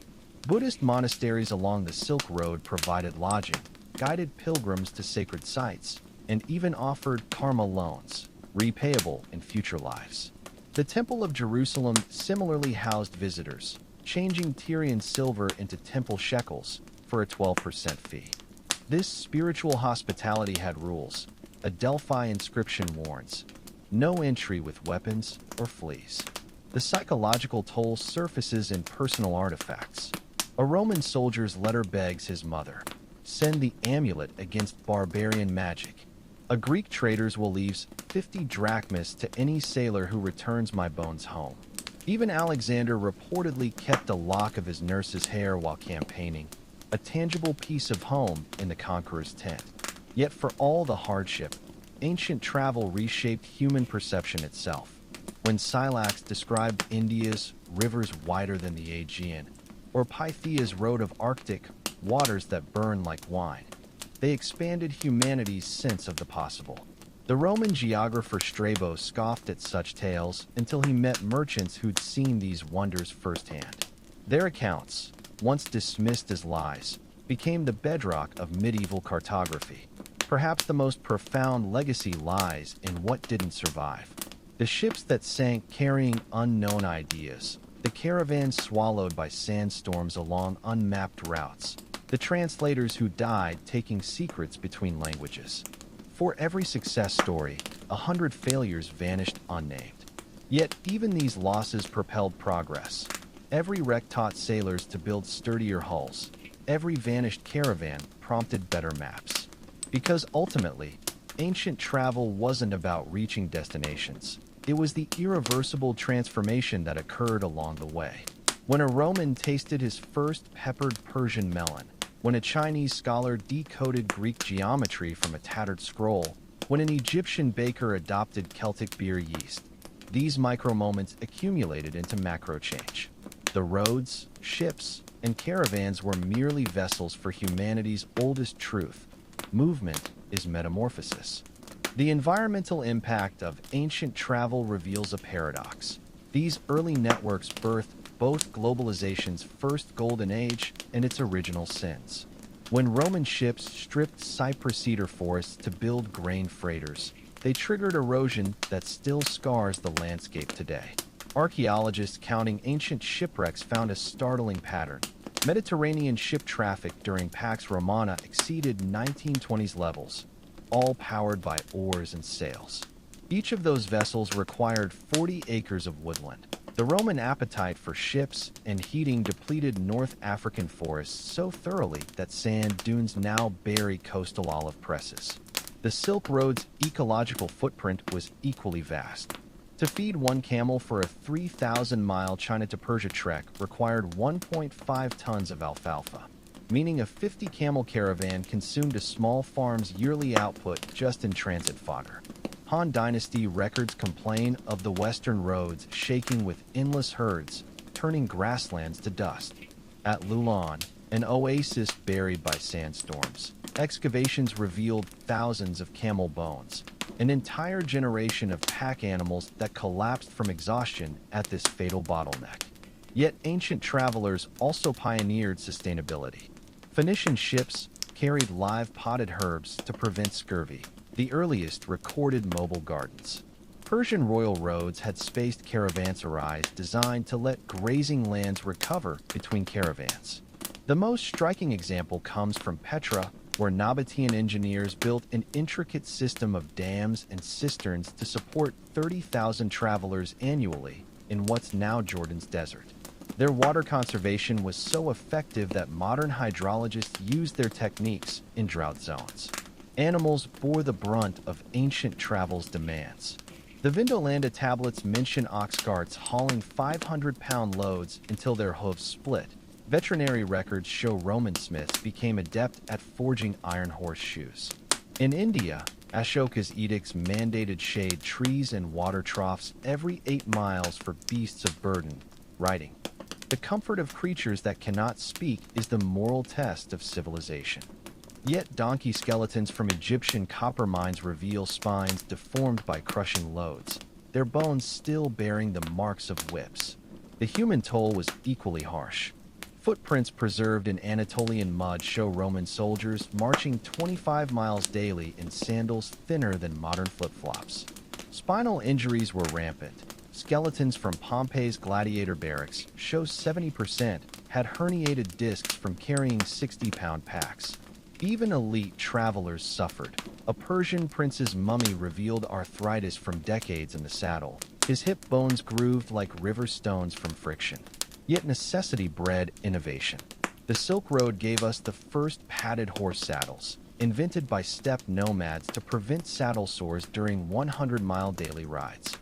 Roman engineers developed the hypocaust system, heating in floors via underground furnaces to treat travelers' frostbite. At Masada, archaeologists found the world's oldest surviving backpack, a wooden frame with goatskin straps designed to distribute weight evenly across shoulders. The psychological adaptations were equally remarkable. Buddhist monks traversing the Taklamakan desert practiced sand meditation, focusing on distant dunes to avoid madness in the featureless waste. Phoenician sailors slept in shifts of exactly 2.5 hours, aligning with wave patterns to maintain constant vigilance. These weren't just survival tricks, but profound rewirings of human perception, the brain adapting to movement as a permanent state. Trade's environmental consequences grew increasingly complex. When Roman gourmets demanded Chinese ginger, Himalayan villagers clear-cut terraces to cultivate it, triggering landslides still visible today. The Phoenician purple dye industry required 12,000 crushed sea snails per ounce of pigment. Coastal middens contain mountains of emptied shells. Yet these same pressures spurred alternatives. Indian cotton replaced heavier wool on caravan routes precisely because it reduced pack animals needed per ton of fabric. Some ecosystems were reshaped entirely by travel needs. The date palm orchards of Jericho expanded tenfold to provision Jerusalem-bound pilgrims. Cyprus' entire copper industry depended on traveling forests, shipments of Lebanese timber to fuel smelters after local woods vanished. Most strikingly, the Nile's annual flood cycles became a de facto transport calendar. Egyptian grain ships moved with the floodwaters like clockwork, a rhythm so reliable it dictated Mediterranean trade schedules for centuries. The Great Paradox? These environmentally costly networks ultimately enabled ecological knowledge sharing. Greek doctors learned monsoon wound care from Indian physicians. Persian hydrologists brought cannet irrigation to North Africa. Chinese agricultural manuals circulated through the Islamic world, introducing drought-resistant crops to Spain. The very systems that damaged local ecosystems became conduits for healing practices, ancient globalization's self-correcting mechanism. Perhaps the most poignant legacy lies in what travelers chose to carry. At a 1st century CE shipwreck off Crete, archaeologists found a sealed tin containing seeds, fig, olive, and grape. Likely some colonists' attempt to transplant home to foreign soil. In the Taklamakan, a Sogdian merchant's preserved body still clutches a peach pit, perhaps hoping to grow a taste of China in Samarkand. These small, hopeful acts remind us that for all its costs, ancient travel was ultimately propelled by the same impulse that moves us today, the stubborn belief that over the next ridge, beyond the next wave, lies a place worth bringing something beautiful to. The twilight of ancient travel networks arrived not with a collapse, but a metamorphosis.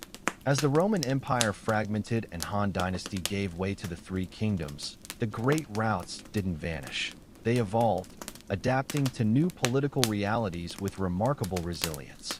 The Silk Road's last golden age under the Tang Dynasty, 618 to 907 CE, saw innovations that would shape travel for centuries. Paper passports for merchants, standardized road tolls, even primitive travel insurance contracts where caravans pooled funds to compensate victims of banditry. In the Mediterranean, Byzantine shipmasters perfected the lateen sail, a triangular rig allowing ships to tack against the wind. This breakthrough, likely adapted from Arab dhow designs, meant vessels could now maintain regular schedules regardless of season. Harbor excavations in Constantinople reveal the result. Warehouses stacked with Egyptian grain, Syrian glass, and Caucasian furs, all bearing identical inventory tags from the imperial post system. The bureaucracy of movement had become as refined as the sailing technology itself. Meanwhile, the Islamic Caliphate transformed ancient travel infrastructure into something astonishingly modern. Their buried postal system maintained 930 roadside stations where riders could swap fresh horses, a network covering 6,000 miles from Cordoba to Kabul. Courier contracts specified delivery times, e.g., Damascus to Baghdad in 6 days, with penalties for delays, a system so efficient that Venetian merchants later modeled their own on it. Arab geographers like Al-Makadisi compiled travelers' guides rating inns and warning about bad roads, complete with symbols we'd recognize as primitive hotel stars. China's canal systems reached their zenith during this era. The Grand Canal, expanded under the Sui dynasty, became a liquid highway moving 150,000 tons of grain annually. Its locks and towpaths represented engineering on a scale Europe wouldn't match until the Industrial Revolution. Travelers' accounts describe floating markets where Sichuan pepper changed hands for Persian carpets, all while tea-sipping bureaucrats recorded transactions on waterproof bamboo slips. Yet the most profound shift was cultural. Where ancient travel had been the domain of merchants, soldiers, and the occasional daring pilgrim, late antiquity saw the rise of the professional traveler. Men like the Chinese monk Xuanzang, who spent 17 years, 629 to 646 CE, journeying to India and back, meticulously recording Buddhist texts and local customs. Or the Arab merchant Suleiman al-Tajir, whose 851 CE account of voyages to China and Madagascar became the first travelogue to systematically compare cultures rather than marvel at exoticism. New technologies emerged to ease the traveler's burdens. The Chinese south-pointing chariot, a mechanical compass carriage, allowed caravans to navigate sandstorms. Byzantine pharmacists developed early motion sickness pills blending ginger and hemp. Persian engineers perfected the yakshul, evaporative cooling structures that kept caravan supplies fresh in deserts where temperatures reached 120 degrees Fahrenheit. The institutions of travel grew more sophisticated too. Silk Road caravanserais evolved into full-service complexes with veterinarians, currency exchangers, and scribes offering letter-writing services for illiterate travelers. Constantinople's imperial inns provided medical care. Excavations uncovered surgical tools and jars labeled in Greek, Arabic, and Turkic for pain relievers. Even pilgrimage routes became standardized. The 7th century Christian guidebook, Bordeaux Itinerary, lists every stopping point from France to Jerusalem with exact mileages. Financial systems kept pace with expanding mobility. The Chinese developed feiqian, flying money, a paper draft system allowing merchants to deposit funds in one city and withdraw in another. Islamic banks issued letters of credit called suftaja that functioned across caliphate borders. A Janaza document from Cairo shows a Jewish merchant arranging payment for Indian pepper through 5 intermediary banks, a 10th century version of international wire transfers. This period also saw the first attempts at environmental protection tied to travel. Tang Dynasty edicts mandated replanting trees every 15 miles along official roads. Islamic law treated roadside wells as sacred trusts, with severe penalties for polluters.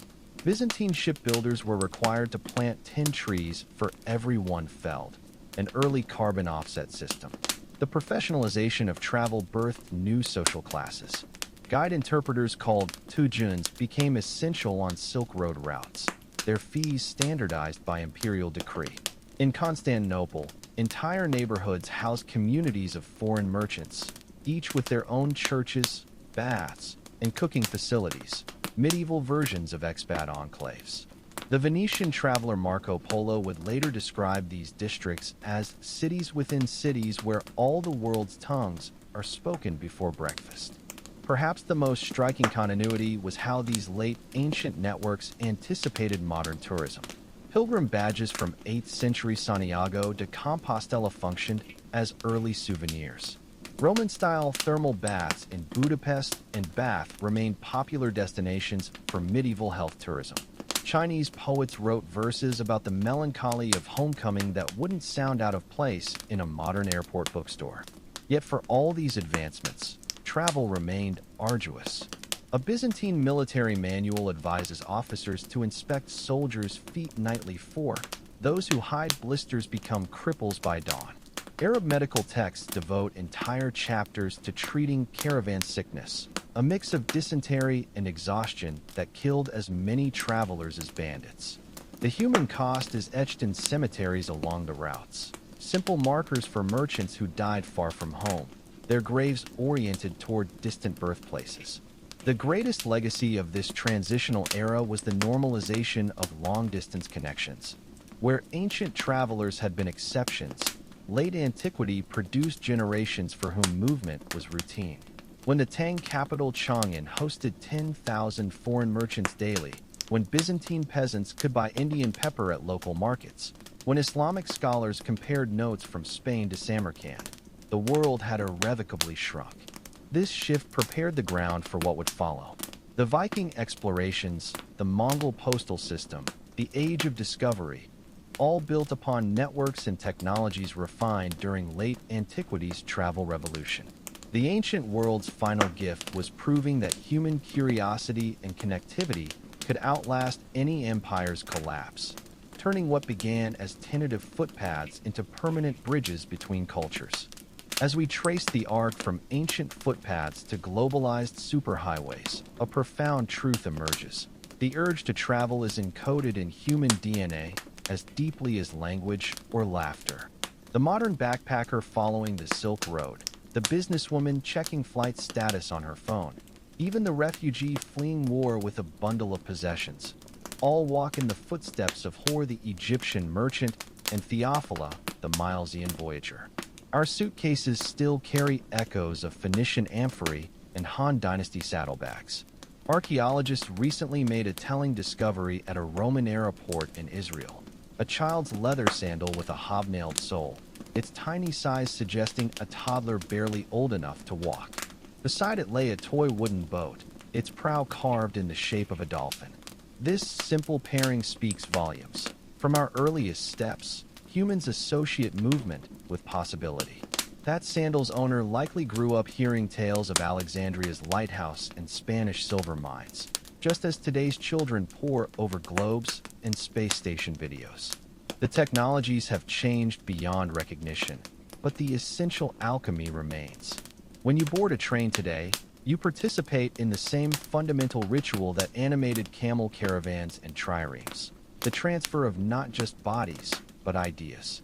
The Wi-Fi passwords exchanged in airport lounges descend directly from the multilingual phrase tablets carried by Silk Road merchants. Your allergy medication traces its lineage to the motion sickness pills Byzantine travelers swallowed before rough sea crossings.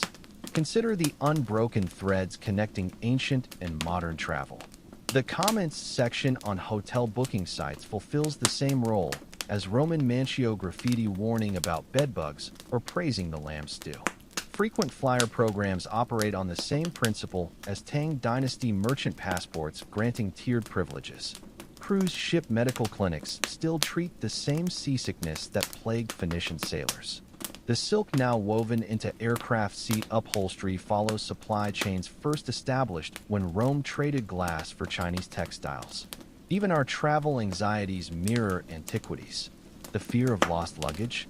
Babylonian tablets record similar complaints. If the boat sinks, who will compensate my textiles? Jet lag's disorientation? Roman writers describe the melancholy of sundials showing wrong hours in foreign lands. The universal frustration with customs officials? A Greek papyrus from Egypt moans. The tax collector at Memphis charges triple if you can't speak Demotic. Yet for all these continuities, something profound was birthed in those ancient journeys. The radical notion that strangers might become neighbors. When a Roman soldier shared Gaulish ham with British tribesmen, when Arab traders introduced Indian numerals to German merchants, when a shipwrecked Korean diplomat taught Japanese scribes Chinese calligraphy. These were the first fragile steps towards seeing humanity as interconnected. The archaeological record preserves moving testaments to this dawning awareness. At Vindolanda, a Roman officer's wife invites a British chieftain's family to her birthday party, the invitation scribbled on wood. In Samarkand, a Zoroastrian temple's donations ledger lists contributions from Hindu, Buddhist, and Nestorian Christian travelers. These aren't just artifacts. They're snapshots of a world learning to bridge difference through shared movement. Perhaps the ultimate legacy of ancient travel lies in what it taught us about resilience. The Silk Road didn't vanish during the Black Death. It adapted, with quarantined caravansaries checking travelers for fever. When Roman roads crumbled, Byzantine merchants simply took to the seas. Every collapse bred reinvention. Every barrier spurred some new way to connect. Today, as pandemics and politics reshape our mobility, we would do well to remember this lesson. The Phoenicians didn't stop sailing when storms destroyed their ships. They built better ones. Chinese merchants didn't abandon the Silk Road when the Taklamakan swallowed caravans. They dug deeper wells. Movement isn't just human nature. It's our oldest survival strategy. In the end, the story of ancient travel is the story of humanity's best impulses winning out over its worst. For every war fought over trade routes, there were 1,000 peaceful exchanges. For every plague spread along roads, 100 healing techniques followed the same paths. The borders we build are temporary. The connections we forge are eternal. So the next time you zip a suitcase or tap a boarding pass, take a moment to honor the ancient travelers who made your journey possible. The nameless ones who first dared to ask, "What's over that mountain? Across that sea?" The dreamers who turned their faces toward the unknown and took that first step, not knowing if they'd return, but certain the attempt was worth making. Their footsteps still echo in every departure gate, every train whistle, every new friendship forged between strangers on shared roads. Because travel, at its heart, was never about the miles. It was always about the miraculous alchemy that happens when we move, and in moving, discover how much world there is to love.